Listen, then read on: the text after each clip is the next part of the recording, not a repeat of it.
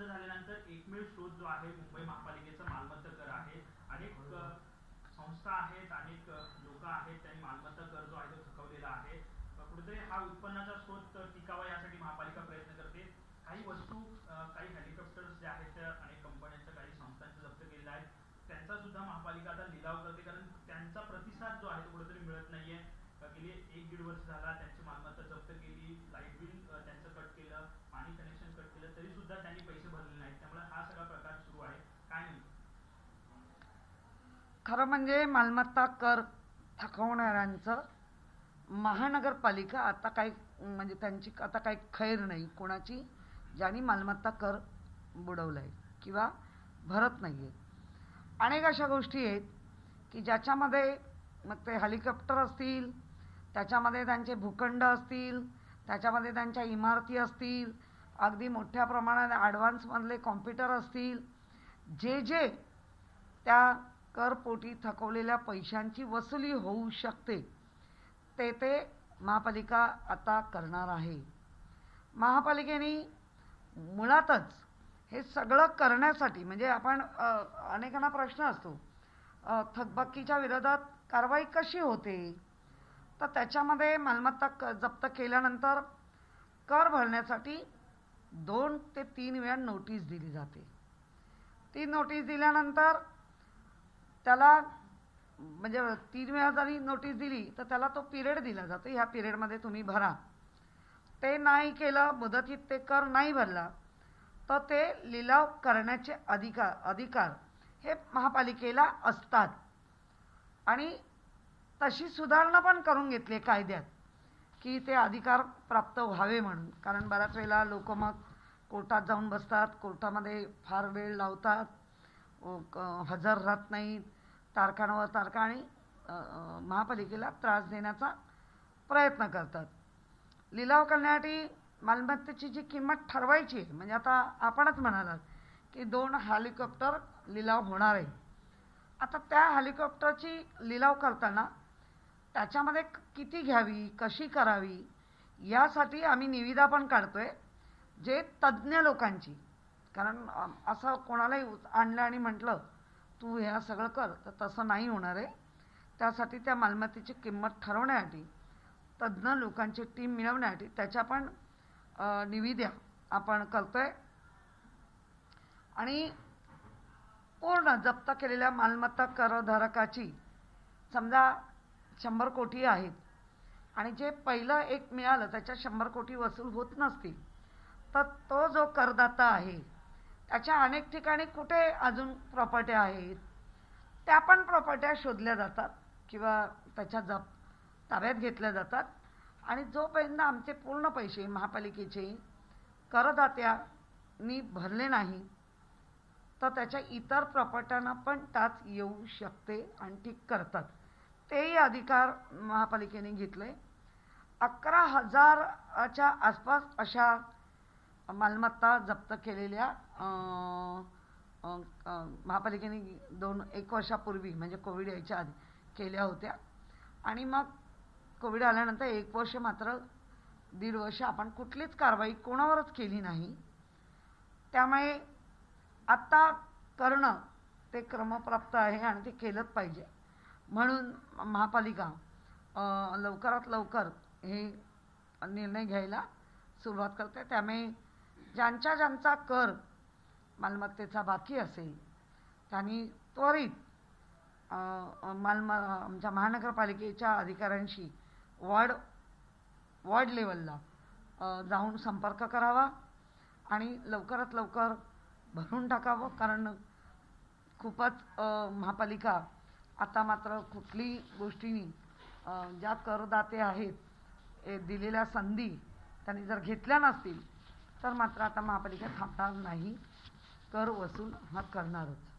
Madam, ही मालमत्ता कर जे थकीत आहे त्यामध्ये अनेक अशा मोठ्या बड्या संस्था आहेत, बडी लोक आहेत, त्यांच्यावरती वारंवार कारवाई झालेली नाही. गेल्या अनेक वर्षापासूनची त्यांची थकबाकी आहे.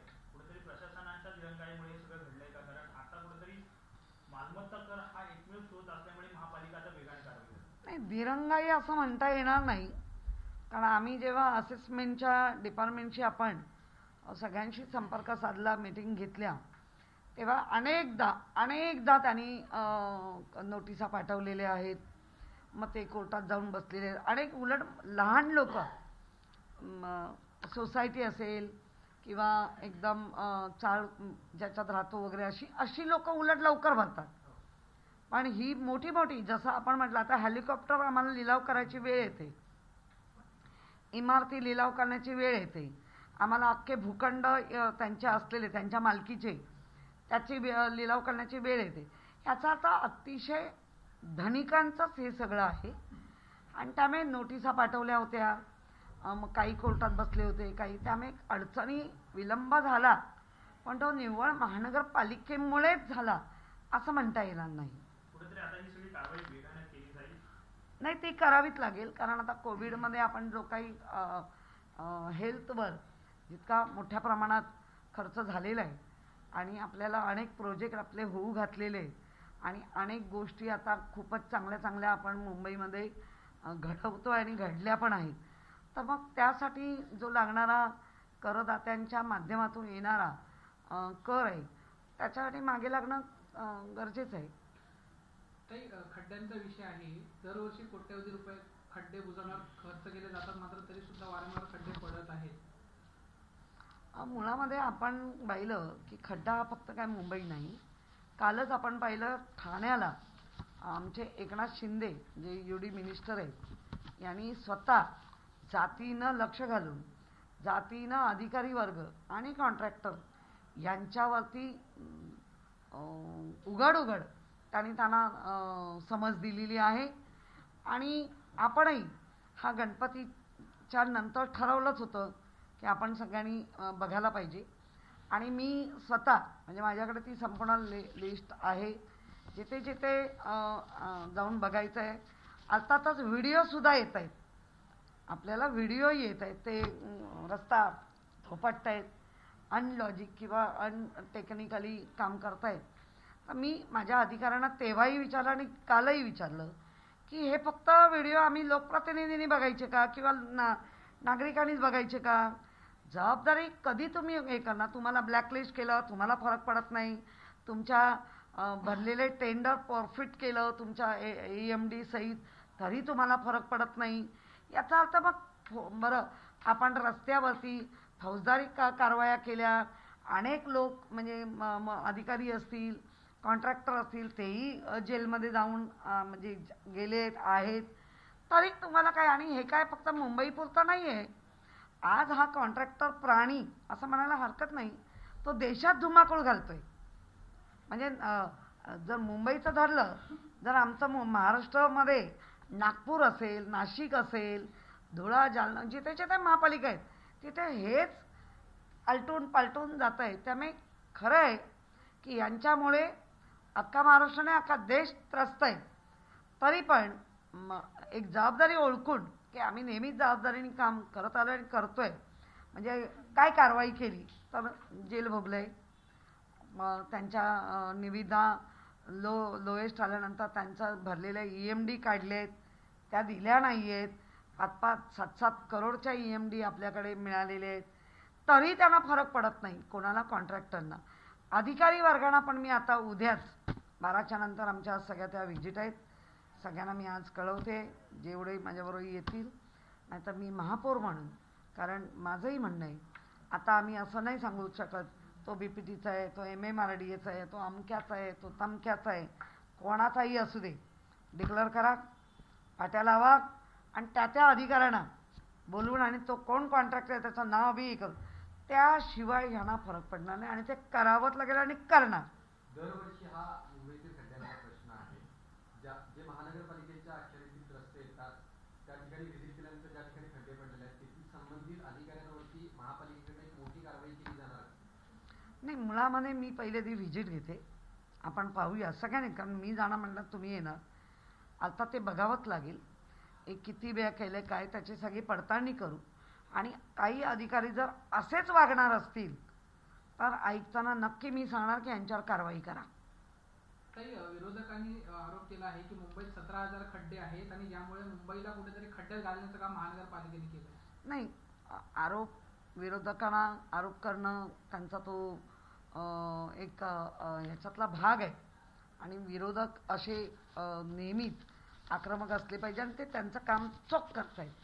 अर्थातच त्यांचं काम करतायत म्हणजे बऱ्याच वेळेला खोटेच आरोप करून कामगिरी चोख दाखवतायत. त्यामुळे त्याच्याशी काही नाही. जे सत्य आहे, जे डोळ्याने दिसतंय, जे त्रासदायक आहे ते आपण पाहिलंच पाहिजे. आणि आपण पाहिलं असेल, महापौर झाल्यानंतर मी पहिल्या मीटिंग्स सुरू केलेल्या होत्या. प्रत्येक वॉर्डमध्ये घनकचरा, रोड जे लोकांशी निगडित आहेत. मी कुठल्याही बांधकामाबद्दल कधी नाही, पण आपण हे निगडित असलेल्या प्रश्नांच्या मीटिंग चालू झालेल्या होत्या. 3-4 वॉर्डच्या मीटिंग आपण मोठ्या प्रमाणात म्हणजे आर सेंट्रल असेल, आर नॉर्थ असेल, आर मध्य या ते मीटिंग घेतल्या पण होत्या. आपण पुढे पुढे यायला सुरुवातही केली आणि कोविड आलं. अर्थातच मला स्वतःला, कारण मी स्टँडिंग सदस्य होती तेव्हाही हल्लाबुल्ला व्हायचा. आजही आम्ही त्याच याच्यामध्ये आहोत की कुठलाही कॉन्ट्रॅक्टर अशा निकृष्ट दर्जाने काम करणार असेल तर याच्यावरती कारवाई होत नाही का, तर पहिली होते. त्याच्यावर कारवाई करूनही त्यांना फरक पडत नाही, ते जेलमध्ये जाऊ नये. तर आता मात्र यांना आपण ब्लॅकलिस्ट केलेले आहेत. आता आहे दिलेले पैसे असतील तर त्यांच्याना चांगलं काम करून घेणं हे प्रत्येक वॉर्डची जबाबदारी आहे.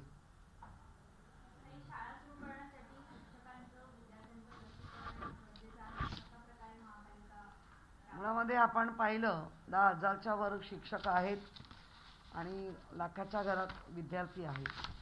अर्थातच 8वी 9वी 10वी मुंबईमध्ये शाळा चालू कराव्या असा जो काही एक आता आवाज येतोय आणि आपण त्याला प्रतिसाद राज्य सरकार महानगरपालिका पण देते.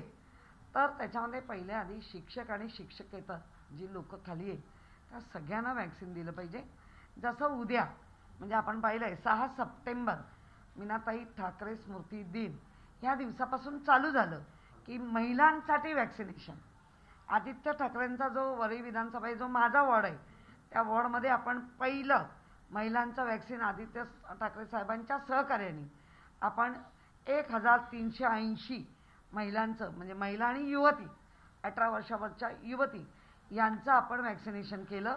गेल्या शुक्रवारी महिलांचं निव्वळ महिलांचं अख्ख्या मुंबईत वॅक्सिनेशन झालं. उद्यासुद्धा फक्त महिला म्हणजे दुसरा डोस असेल किंवा पहिला डोस असेल 18 वर्षाच्या युवतींना आपण वॅक्सिनेशन देतोय. शिक्षकांसाठी वेगळा वॅक्सिनेशन ड्राईव्ह आपण चालू करतोय ज्याच्यामध्ये जे शिक्षक सगळेच मुंबईत राहत नाही आहेत, मुंबईच्या बाहेर पण आहेत, पण आपण त्या शाळेच्या माध्यमातून आपण शिक्षकांना पण आणि शिक्षकांबरोबर असलेले तो बाकीचा स्टाफ यांना पण ज्यांचं राहिलं आहे वॅक्सिन ती पण आम्ही चौकशी करतोय, त्यांच्याबरोबर बोलतोय. तो पूर्ण डाटा मुंबईचा जर आला आणि कुठच्या वॉर्डमध्ये एवढे शिल्लक आहेत त्यांनाही आम्ही वॅक्सिनेशन ड्राईव्ह चालू करतोय जेणेकरून आमची मुलं 8वी 9वी 10वी म्हणजे आमची लहान मुलं अगदी लहान असणं आणि ही मधल्या ह्याच्यातली त्यांना कुठलाही प्रादुर्भाव होऊ नये, त्यांच्या जीविताला काय हानी पोचू नये म्हणून आपण काही प्रयत्न करतोय. नुसते प्रयत्न नाही तर आम्ही तो पूर्ण प्रोग्रामच बनवला आहे. त्यामुळे येत्या आठवड्याभरामध्ये या सगळ्यांचं वॅक्सिनेशन जास्तीत जास्त, कारण आता आपण पाहिलं आहे 1 कोटीच्या वर आपण वॅक्सिनेशन पहिला दुसरा डोस मिळून आपण केलेलं आहे. उर्वरित सगळ्या लोकांना आपण वॅक्सिनेशन देण्याचे ड्राईव्ह हे चालू झालेले आहेत. म्हणजे एका वेळेला 2,000, 2,500, 3,000 वॅक्सिनेशन एका वेळेला होतं, एका दिवसाला होत आहे. त्यामुळे आपण तो एक म्हणजे कोविड-19 करोनापासून तिसरी लाटेची जी भीती आहे म्हणायला हरकत नाही, आलेली नाही, तिला थोपवण्यासाठी आपण सगळे सज्ज झालो. हळूहळू आता सगळं लॉकडाऊनचं अनलॉकमध्ये आपण चाललो आहे. सिनेमागृह मुख्यमंत्र्यांच्या ह्याच्याप्रमाणे दिसतंय उघडणार, नाट्यगृह उघडणार, तुमचे देवळं उघडणार, सगळं आणि उघडायलाच पाहिजे. कधी ना कधी तर हे करायचंच आहे. त्यामुळे सगळे आपण उत्सुक आहोत. पण त्याचबरोबर एक लक्षात ठेवलं पाहिजे की आज जगामध्ये आजही कुठेतरी ते डोकं असं वर काढून थैमान घालतंय. ते आपल्या महाराष्ट्रात, ते आपल्या मुंबईत, आपल्या ह्याच्यात होता का म्हणे म्हणून महाराष्ट्राची आघाडी सरकार, महाराष्ट्राचे मुख्यमंत्री उद्धवजी ठाकरे साहेब महाराष्ट्राचे आरोग्यमंत्री राजेश टोपे साहेब, हे सगळे मिळून मंत्रीगण सरकार मिळून ते प्रयत्न करत आहेत. स्वतः अजितदादा पवार यांनी पुण्यामध्ये इकडे लक्ष देत आहेत. स्वतः सन्माननीय लोकनेते जे आमचे शरद पवार आहेत तेही ह्या सगळ्या गोष्टीवर लक्ष ठेवून आहेत. त्याचप्रमाणे आमचे नाना पटोलेपासूनचे सगळे काँग्रेसचे हेही त्या सगळ्या घडामोडीवर म्हणजे वॅक्सिनेशनच्या जास्तीत जास्त लोकांना वॅक्सिनेशन देऊया. आणि तुमच्या माध्यमातून एकच सांगेन, वॅक्सिन जरी आपण घेतल्या तरी मास्क मात्र लावलाच पाहिजे. गर्दीत असाल तर स्वतःला सांभाळा. मास्क काढून कोणाशी वार्तालाप करू नका. काही जास्तीत जास्त घरातनं निघाल्यानंतर मास्क काढूच नका असा माझा आग्रह राहील. आणि आपण स्वतःला सांभाळा. माझं कुटुंब, माझी जबाबदारी किंवा माझी जबाबदारी या दायऱ्यात राहून आपण काम करूया. हेलिकॉप्टर जप्त करण्यात आलेले आहेत, हे कुठल्या कंपनीचे आहेत, मी त्याची लिलावाची प्रक्रिया काय आहे? नाही, आपण तेच सांगितलं, हेलिकॉप्टर किंवा कुठलेही भूखंड वगैरे ज्याच्यासाठी आपण तज्ज्ञांच्या निविदा मागवतोय. निविदांप्रमाणे जे येतील त्यांच्या निकष महानगरपालिका नक्की ठरवेल. त्या निकषाप्रमाणे, कारण हेलिकॉप्टर हा विषय सगळा वेगळा आहे. त्यामुळे त्याचा नक्की कसा लिलाव केला जातो किंवा त्याचं काय किंमत ठरवली जाईल. कारण शेवटी स्टील ज्याला आपण म्हणतो, जे हेलिकॉप्टरचं वापरण्यात आलेलं जे मटेरियल आहे ते सगळंच आपल्याला ज्ञात असेल महानगरपालिकेला असं नाही. म्हणून आपण तज्ज्ञांची टीम ठेवतोय, निविदा मागवतोय आणि त्या तज्ज्ञांच्या म्हणजे स्वतः आमचे सुनील धामणे हे त्याच्यावरती काम करत आहेत. आमचा मोठे म्हणून वॉर्ड ऑफिसर आहेत तेही त्याच्यावर काम करत आहेत. आपण पाहिलं 3 महिन्यात आपण बऱ्या मोठ्या 4-6 हजार कोटीचा आपण हे केलेलं आहे, कर प्राप्त आणला आहे करून. त्यामुळे जास्तीत जास्त सकारात्मक राहून मुंबईच्या असलेल्या अनेक चांगल्या प्रोजेक्टना चालना देण्यासाठी आणि ज्या याच्यावरती आपण अवलंबून आहोत, आपलं ऑक्ट्रायचं गेल्यानंतर जे पैसे आपण ह्या ह्याच्यातून महानगरपालिका उभी करू शकते, तर तिथे महानगरपालिका स्वतः जातीनं आणि कडक भूमिका घेऊन काम करते. पुण्याचा एक प्रकार समोर आलेला आहे. भाजप आमदारांनी महिला अधिकाऱ्याला शिवीगाळ करण्याचे ऑडिओ क्लिप जे बाहेर आले, कसं बघता येते? मी भाजपचा आमदार म्हणून मी बोलणार नाही, कारण आता हे आरोप प्रत्यारोप करत राहतो आणि मूळ विषयाला बगल दिली जाते, जे खरंच चुकीचं आहे. अर्थात ती मी ऐकली आहे. दोन्ही गोष्टी पाहायला लागतील. एकतर अधिकारी वर्ग जे लोकप्रतिनिधी आहे त्यांचं का ऐकत नाहीत. काही गोष्टी लोकप्रतिनिधी जेव्हा सांगतात त्यावेळेला लोकप्रतिनिधी घरचं काम सांगत नसतात, तर ते लोकप्रतिनिधी त्या असलेल्या याच्यामध्ये करतात. अर्थातच सर्वांनी, भाजपासहित सर्व नेत्यांनी म्हणजे आम्ही पण हा समतोल राखला पाहिजे, प्रत्येकाचा सन्मान ठेवला पाहिजे. आणि फारच हल्ली उथळ होत चाललं आहे, जसं तुम्ही म्हणताय की भाजपा तर हल्ली ती लोक जास्त उथळ होत चालली आहे. तर असं नका करू. मूळ प्रश्नाला मग बगल दिली जाते, कारण कदाचित ते आमदार नक्कीच मनापासून काम करत पण असतील, पण लँग्वेज चुकीची वापरल्यामुळे, मूळ प्रश्नाची बगल दिल्यामुळे ज्यांना न्याय द्यायचा तो बाजूला पडतो. आणि म्हणून आपण नुसतं म्हणून चालणार नाही, मी सुसंस्कृत आहे, मी सुसंस्कारी आहे, ते दाखवावे लागतील. चेंबूरमध्ये एक घटना घडलेली आहे. 20 वर्षाच्या मुलीवर बलात्कार झालेला आहे, रॉड दाखवून बलात्कार करण्यात आला. काय माहिती काय? नाही, पोलिसांच्या बाबतीत आपण म्हणू तर जेव्हा जेव्हा माहिती कळते, कारण आपण बघितलंय राऊंडअपला पोलीस, म्हणजे मी बऱ्याच वेळेला मुद्दाम पण कधी कधी गाडी काढते, कारण मला ती सवय आहे की थोडंसं बघू आपली मुंबई आहे. तर मी त्या दिवशी पूर्ण मरीन लाईन्स, चर्चगेट इकडे रात्री 2ला गाडी काढली, कारण त्याचं काय तुम्हाला म्हणजे बऱ्याच असे पण आरोप होतात दाखवत आहेत, तर तसं नाही. मला स्वतःला वाटतं की जर मी प्रथम नागरिक आहे या मुंबईची, तर मुंबईच्या सगळ्या सुखात दुःखात सगळ्यात मला माझं पुढचं पाऊल असलं पाहिजे. तर मी त्यावेळेला मरीन लाईन्सचा जो त्यांचा राऊंडअप चालला होता, अर्थातच मी महापौर गाडी दिली नाही, त्यामुळे त्यांनाही माहिती नाही या गाडीत कोण आहे. त्यामुळे मी त्या गाडीतनं जेव्हा पाहिलं तर मला खरंच मुंबईच्या पोलिसांचं खूप कौतुक वाटलं की म्हणजे तुम्ही जर पाहिलं तुम्हीही जाऊ शकता, मरीन लाईनचा जो खालचा भाग आहे, इमारती आहेत पण त्या मोठी गल्ली आहे ज्याच्यातून मेन रस्त्याला आपण येऊ शकतो. त्यामुळे एखाद्या मुलीनी किंवा महिलेनी किंवा पुरुषांनी सुद्धा ठरवलं तर ते धोकादायक आहे. कारण ते जर एका पिलरच्या मागे लपले तर पटकन त्यांच्यावर हत्याराने हल्ला करू शकतात. म्हणजे ह्या आढावा घेणं खूप गरजेचं आणि तो मी घेतला. आणि मी रिअली सांगते, सगळ्या पोलीस स्टेशनचे पोलीस आपापल्या गाड्या घेऊन, म्हणजे नुसतं घेतला नाही तर मी थोडंसं घड्याळ लावून पण बसले की किती तासांनी त्यांचा राऊंडअप परत होतोय. तर मला वाटतं 2-2 तासांनी त्यांचा हे चालतो. आणि वर त्याच्यानंतर पायी चालणारी पोलीस, बाईक घेऊन चालणारे, गाडी घेऊन चालणारे, म्हणजे मुंबई सुरक्षित ठेवण्यासाठी पोलिसांना जे काम आहे ते त्यांनी स्वतःच्या जबाबदाऱ्या जास्त वाढवून घेऊन किंवा वाढल्या आहेत करून ते करतायत. मला एक आघाडीच्या सरकार आणि माझ्या मुख्यमंत्र्यांचा अभिमान वाटतो की महिलांसाठी, म्हणजे मी बऱ्याच वेळेला महिला ज्या आमच्या काम करतात, पोलीस अधिकारी, शिपाईपासून ते अधिकारी, 2 महिन्याची कॅरिंग असेल, 3 महिन्याची कॅरिंग, ते लगेच दिसत नाही पण तिला 8 म्हणजे 12-12 तास उभं करून काम करणं तिला खरंच कठीण असतं. तरी त्या बिचाऱ्या करतात, कारण शेवटी पोटासाठी. पण आज मात्र संवेदनशीलपणा काय असतो, सुसंस्कार काय असतो हे मुख्यमंत्री उद्धवजी ठाकरे साहेब, त्याचबरोबर आत्ता जे आपले गृहमंत्री आहेत वळसे पाटील, हा सगळ्यांनी इतका चांगला निर्णय घेतला की जेणेकरून पोलिसांचं आत्मबळ महिलांचं सुद्धा वाढलं. आणि त्यांनी इतक्या चांगल्या पद्धतीने निर्णय घेतल्यामुळे त्यांच्या कार्यक्षमतेचं जे हनन होत होतं थोडं, उलट कार्यक्षमता वाढली, कमी पिरियडमध्ये कार्यक्षमता वाढली आणि क्वालिटी मिळेल.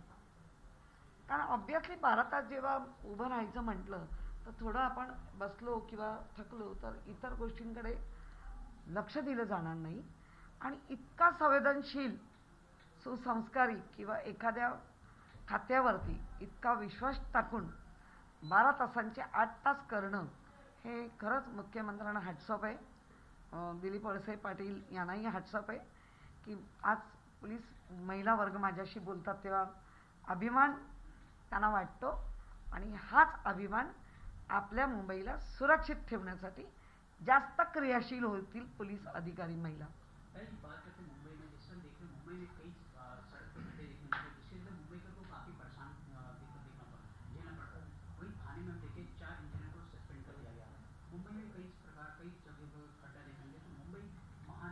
मैंने आपको अभी मैंने यही कहा कि जो रास्ते का हर टाइम रास्ते के ऊपर बहुत ही लोग नापसंद करते हैं, उनका लोगों का नापसंद होना ज़रूरी है.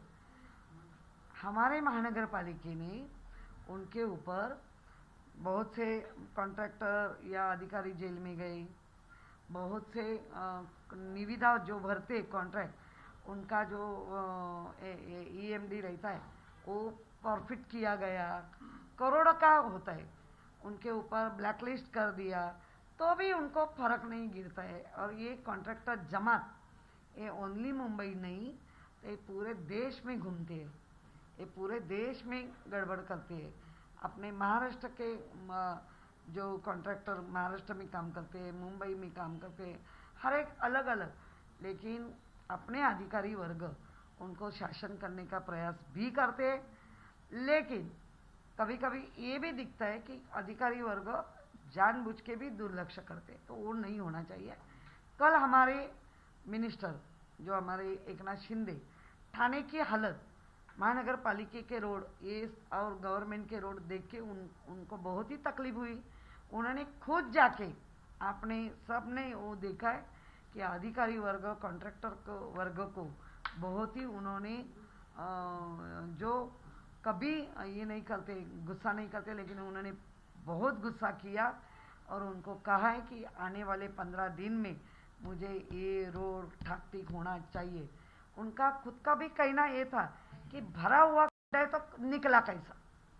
इसका मतलब है हम वो डिनाई नहीं करते हैं कि खड्डे नहीं है, खड्डे जो है हम भी कल महापौर करके मुंबई के और हमारे विरोधी ये वो सबको मैं लेके जाएंगे, हम बात करेंगे और आयुक्त को ऐसे खड्डा भरा हुआ जिसका निकला है तो मैं खुद लेटर लेके बोलेंगी उनको कार्रवाई करो अधिकारी वर्ग और कॉन्ट्रॅक्टर के ऊपर. आता एक मराठीत प्रश्न आहे की महानगरपालिकेचं जे पोर्टल आहे त्याच्यावर 950 खड्ड्यांच्या तक्रारी प्राप्त झाल्या, पण 400 ते 450 खड्डे फक्त बुजवण्यात आले. नाही निश्चितच जे पोर्टलवर आलेल्या सगळ्या खड्ड्यांची दखल घेतली जाते. जे खड्डे आता जसं आपण म्हटलं ठाण्यातल्या आमचे सन्माननीय एकनाथ शिंदे साहेबांनी सांगितलं की भरलेला खड्डा परत निघाला कसा, अशा बऱ्याच वेळेला होत आहे. आपण नक्की बघू ते, कारण कुठल्याही गोष्टीला आम्ही सामोरं जातोय, सामोरं जाऊन आपण ते करतो आणि सगळं करत असताना मुंबईकरांना निश्चितच जसं कोविडमध्ये सांभाळलं तसं कोविडमध्ये आपण नीट सगळ्यांनी मिळून काम केलं. मुंबईकरांनी सगळे नियम पाळले. मीडियासुद्धा कुठेही मागे नव्हता. जीवावर उदार होऊन मीडियानी सुद्धा स्वतः जाऊन सगळं केलं. ICUमध्ये माझ्याबरोबर आलेली मीडिया आहेत की ती तर लहान लहान मुलं होती, म्हणजे 20-25 तुम्ही 30शीच्या सगळ्यात. ह्याचा अर्थ सगळ्यांनी काम केलं आहे. एवं स्वतः पंतप्रधान नरेंद्र मोदींनी या महानगरपालिकेचं कौतुक केलं आहे. त्यांनी स्वतः चांगलं आपल्याला सपोर्ट केला आहे. अर्थातच त्याच महाराष्ट्रात त्याच मुंबईत ज्यांना मोदी साहेबांना हे सगळं चांगलं दिसत असताना इतरांना मात्र ते चांगलं दिसत नाही. अर्थातच तो अजेंडा विरोधी पक्ष म्हणून ते चालवत राहणार. जे चांगलं आहे ते नाही दाखवणार, जे नाही आहे ते दाखवत राहणार. ह्याच्याशी आपल्याला काही ना, आम्ही पण फोकस जे मुंबईकरांना जे जे चांगलं देता येईल ते आम्ही देणार. काल आपण पाहिलं आहे सुविधा केंद्राची आदित्य ठाकरे साहेबांच्या माध्यमातून उद्घाटनं झाली आहेत. अशीच सुविधा केंद्र सगळीकडे आपण चालू करणार. त्यामुळे जे जे मुंबईकरांना चांगलं देता येईल ते आम्ही देण्याच्या प्रयत्नात आहोत. 2000 किलोमीटरचे रस्ते महापालिकेच्या अंतर्गत येतात मुंबईमध्ये आणि त्याच्यावर फक्त 450 खड्डे बुजवण्याचं बाकी आहे का? आणि मुंबईमध्ये एकूण खड्डे किती आहेत रस्त्यांवर? नाही, निश्चितच तुमचं म्हणणं मी एकदाही डिनाय केलेलं नाही. त्या म्हणण्याला माझी म्हणजे आपण सर्वांनी मिळून ते बघायचे सांगितलं. पोर्टलवर आलेले खड्डे बुजवले असं सांगितलं गेलं आहे. ते प्रॅक्टिकली सुद्धा केलं जातं.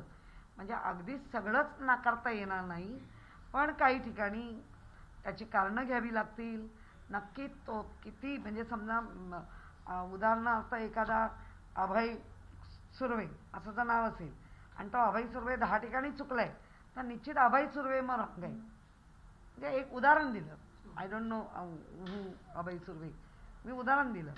पण तसंच आपल्याला पाहावं लागेल आणि तेवढ्या मायल्यूट लेवलला जाऊन आम्ही नक्की काम करतोय, करत राहणार. कारण मागच्या पण एका निविद्यामध्ये आयुक्तांनी संपूर्ण निविद्याचं भरलेलं MD काय आहे ते सगळं परफेक्ट केलं आहे. कोट्यावधी रुपये त्यांचे गेले. त्यामुळे आम्ही आमच्या पद्धतीने निश्चितच कारवाया करतो.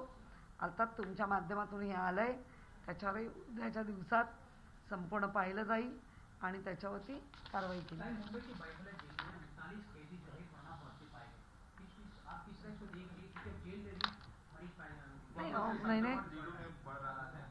नहीं, एक तो गणपति होने के बाद जैसे केरल होगा या कोलकाता होगा, एक फेस्टिवल होने के बाद जो संख्या बढ़ गई है रुग्ण की, तो मे बी इधर भी हो सकते हैं. लेकिन डरने की बात नहीं. उनके ऊपर दवाई या उनको क्वारंटाइन सब की है. हम डरने की बात नहीं है, खुद को संभालने की बात है, वो संभालते हैं. बायकाळामध्ये अनेक कैदी पॉझिटिव्ह आढळले आहेत, परंतु माहिती घेतल्यानंतर असं कळलं आहे घाबरण्याचं कारण नाही.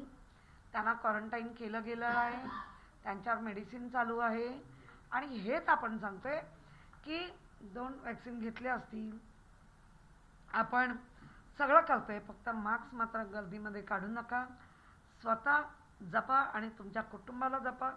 एवढं जरी केलं तरी आम्ही रस्त्यावर तुमची काळजी घ्यायला किंवा हॉस्पिटलमध्ये सगळ्या याने आम्ही तयार. मुंबई के चेंबूर इलाके से एक रेप की घटना सामने आई जहाँ 20 वर्षीय लड़की के साथ रॉड दिखा के रेप किया गया. किस तरह से देख रहे घटना का? वहीं आए दिन प्रतिदिन रेप के मामले दिन प्रतिदिन मुंबई में बढ़ रहे. कहाँ कमियां नहीं देखी नहीं नहीं, कमियां मुझे लगता है पुलिस में कुछ कमियां नहीं है। अभी जो घटना घड़ी है उसकी मैं जानकारी ले रही है, पूरी जानकारी आने दो, क्योंकि आपसे ही मुझे एक जानकारी मिली है कि वो जो कोई था वो पहचान वाला था। हम पहचान वाले लोगों के ऊपर कितना भरोसा करना चाहिए, यही तो मैं कह रही है कि एक अभी एक सामाजिक बात बन रही है। कायदा अपना काम कर रहा है, पुलिस अपना काम कर रहा है, लेकिन हमारा जो सामाजिक बंधन है या सामाजिक काम है वो करने की अभी ज़्यादा ज़रूरत है। इसीलिए पूरी जानकारी आने दो, उसके बाद ही मैं कहेगी, क्योंकि एक थोड़ी सी ही जानकारी मिली है कि उसका पहचान वाला था, और पहचान वाले के साथ हम इतना भरोसा करते कि वो अपना विश्वासघात करते महिलाओं का, तो महिलाओं का जो अवेयरनेस होना चाहिए उसके ऊपर अभी भर देना चाहिए। प्रॉपर्टी टैक्स को लेकर ताई जो है कोई कार्रवाई की जाने वाली है बीएमसी से हाल फिलहाल में, क्योंकि जो पवन हंस का एरिया है वहाँ पर कुछ हेलीकॉप्टर्स को लेकर भी लास्ट ईयर सीज किया था, कुछ प्रॉपर्टी टैक्स और वाटर और बिजली के टैक्स को लेकर मामला था, तो उसमें अभी क्या ऑप्शन करने की भी तैयारी चल रही है? हमारे प्रॉपर्टी टैक्स का लास्ट 2 ईयर से, जब से जीएसटी आने के बाद, हमारी जो महानगर पालिका की प्रॉपर्टी जो मालमत्ता विभाग रहता है और असेसमेंट विभाग मिल के वो ये करते हैं। जो हमारे प्रॉपर्टी टैक्स में 3 बार नोटिस देने के बावजूद, उनको टाइम पीरियड देने के बावजूद वो आगे नहीं आए, तब उसमें कोविड आने के बाद वो 1.5 साल तो हम बंद थे, लेकिन अभी 11,000 के ऊपर कि या उसके नज़दीक मालमत्ता जो रहते हैं, मीन्स इमारत, बिल्डिंग है, लैंड है, हेलीकॉप्टर है, कंप्यूटर है, ये सब की जब्ती का अधिकार मिलने के लिए कायदे में भी हमने सुधार किया है। वो होने के बाद हर एक को वापस कहा जाता है, हमारे लोग जाते हैं तो भी जब भी नहीं सुनते, पूरी चारों तरफ से उनको समझाने का कोशिश करने के बाद भी वो लोग नहीं करते, तो उसका लिलाव होगा। और जो अभी लिलाव होने वाली जो बिल्डिंग है, ज़मीन है, कंप्यूटर है या अपना हेलीकॉप्टर है, उसके लिए तज्ञ की ज़रूरत है, और उसके भी निविदा अभी निकाल रहे हैं कि जो तज्ञ आने वाले हैं वो निविदा के माध्यम से आएंगे, और वो जो ऐसे कहेंगे, जो कायदे की जो एक साइड रहती है वो देख के उसकी कीमत लगानी कितनी है, कैसी है, वो सब करने के लिए निविदा कर रहे, और हर कीमत में जो हमारा प्रॉपर्टी टैक्स है, जो लोग नहीं देना चाहते उनकी वसूली होगी। ताई, एक सवाल ये भी है कि कल जो है भारत बंद का आह्वान किया गया है, जिसमें किसान संगठनों के साथ साथ जो आपकी सरकार की सहयोगी है कांग्रेस, एनसीपी, वो अपना समर्थन दे रही है, उसमें स्टूडेंट्स यूनियन भी काफी शामिल है। बड़े पैमाने पर इसमें पूरे महाराष्ट्र में जो है भारत बंद किया जा रहा है, क्या शिवसेना का भी उसको सपोर्ट है? नहीं, मुझे पता नहीं है भारत बंद का, मुझे पता नहीं है, और जब भी सपोर्ट देना है तो हमारे पक्ष प्रमुख या हमारे नेतागण है वो निर्णय लेते, और ये भारत बंद का मुझे पता नहीं है।